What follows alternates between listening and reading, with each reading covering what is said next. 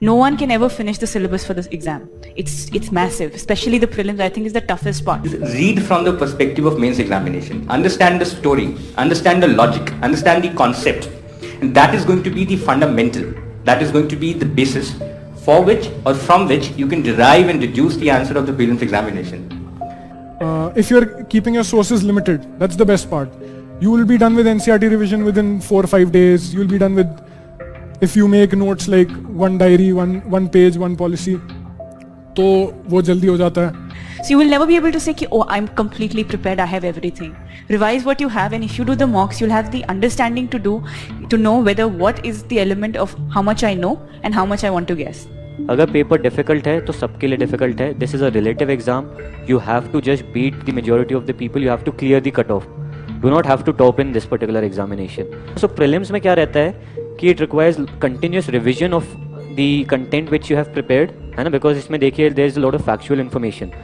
So for knowledge, I focus on very basic books, something that helps me cover the ground, so that I have that base, and then I will work harder to improve that base, and that is what comes with mock tests. Mock tests are the main thing. जितना ज़्यादा ये सब एक तरफ है.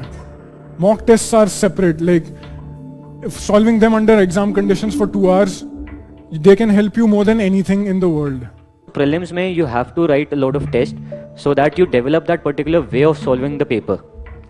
Understanding that yes, this is a tough paper, this is how much I want to guess, or this is how much I know for sure. That comes with mocks. ये जो way है of solving things, that comes only when you have practiced a lot of test papers. In most cases, you will probably not know the correct answer. मेरे case में hardly knew कि more than 40 से 50 answer correctly. बाकी I had to deduce and get it to the through various means. I believe that there is an equilibrium of a range of questions where you get the maximum marks. For me, that range was attempting 90 plus. I have also seen students who attempt 70 to 75 and they score more than me. So it varies from person to person. And how do you identify that? That identification is important. That can happen with mocks. Basically, you will realize कि कुछ particular चीज़ें होती हैं. Suppose say number of questions you want to attempt, है ना? So for me, I personally realized कि I am going to attempt around 85 questions.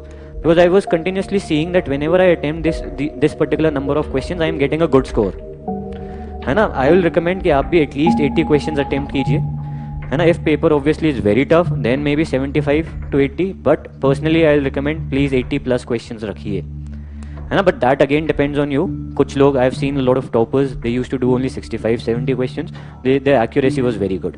So that will come from solving papers. आप खुद अपना realize कर जाओगे कि यार ये particular range of questions है ना? Which when I attempt, I am able to score very good marks.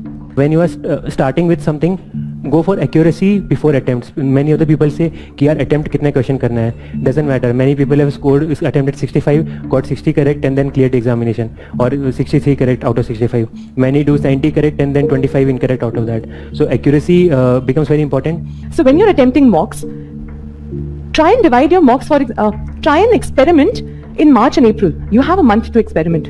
So every set of 5 or 10 mocks, you attempt different set of questions. I began with 80 to 85, 85 to 90, 90 to 95, and I kept switching for 2 months. And I realized that my score was the highest when I was attempting 90 plus. When I did the test series, initially I could only attempt 45 questions, but I tried to get around 41 correct out of it. When I studied more and more and I revised, this number increased to 55, 65, 75. Like that it kept on increasing, but my accuracy was also reducing a little bit. So you have to strike that balance as per what your strengths and weaknesses are. So in the last 3 months, I gave 3 months score to prelims. In the last 3 months, I attempted somewhere around 60 to 70 mocks. I am someone who studies at night till 6 in the morning, 7 in the morning. And during my first attempt, I didn't change the cycle. When I reached the center and it took me 2 minutes to read the first question. My brain was that dead because it was used to of sleeping in the morning. It wasn't used to of being aware in the morning.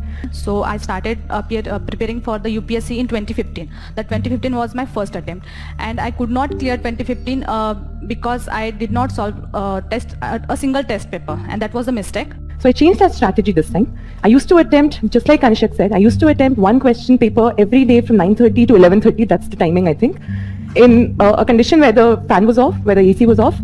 Because I realized that when there is no air conditioning or where there's no fan, you tire yourself, and it becomes all the more difficult for you to maintain your concentration for attempting 100 questions. and then you lose out on your concentration and you commit errors.